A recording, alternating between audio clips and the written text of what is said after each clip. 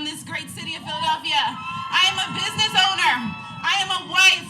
I am a mother of 2 beautiful black boys. And I stand here before you today representing the Black Women's Leadership Council, which has a rich history founded 28 years ago by a group of determined African-American women who met in the community of the Garden Civic League right here in the city of Philadelphia. Frustrated by the lack of inclusion in the political decision-making process, which was mostly dominated by men at that time. They were concerned about the growing education, housing, and economic disparities in our city, which we are actually still grappling with today. These women were expected to support male leadership and often denied seats at the table. Fed up with the role of doing the work but not having any say, they said, not anymore. The Black Women's Leadership Council was founded. As a result of their efforts, more black women were elected to office, seated on the judicial bench, appointed to boards and commissions, and to policy-making positions in both state and federal local government. Let's give that a round of applause.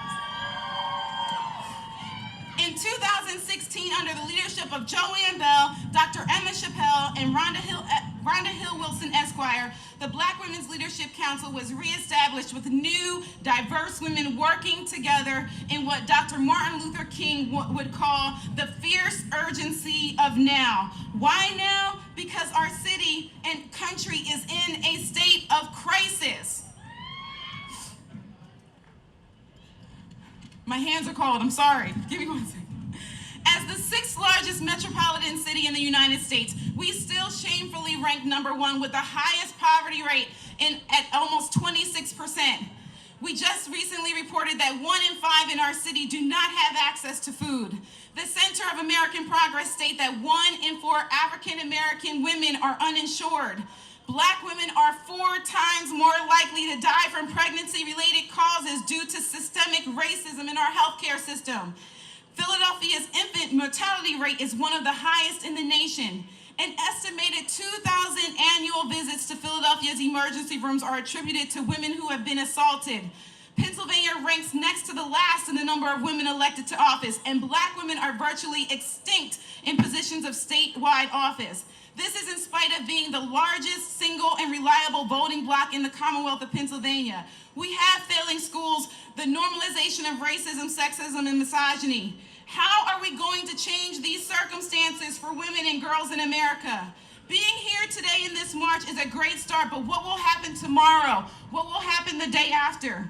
We need to use our voice. Say, use our voice. Don't let anyone silence you. Do not apologize for your opinions and stand firm in what you believe. We have to work together. Say, work together. We are stronger united than we are divided. We are a part of a Women Connected, which is a group of organizations who work to address issues affecting change. We need to be civically engaged. Say, get engaged. We need more women in all levels of elected office, and we need to hold our current elected officials accountable. Our Black Women's Leadership Council is creating a scorecard to evaluate all elected officials on how they address issues that affect people of color. We cannot continue to support candidates and elected officials that do not support our agenda in our communities. And we need to be advocates. Say, be an advocate. We need to advocate for African American women in more leadership roles from City Hall to the C-suite. We need more cultural competency, education and training in all education, healthcare, and social service programs that serve minority women and girls. We need to advocate for funding for implicit bias training across all industries, including law enforcement. And we need to fight for more access to quality healthcare and educate and adequate and equitable funding for our schools. So how do we get this done? By using our voice. Say, use our voice. By working together. Say, work together. And by knowing we shall. No, we must be heard. Say, we must be heard. Now is the time for us to rise up. We have to work together, and we can do it if we're all on one accord. Because women united shall never be defeated. Say it with me. Women united shall never be defeated. Women united shall never be defeated. Thank you for listening. And I would like to introduce Cassandra Lubris from the Coalition of 100 Black Women.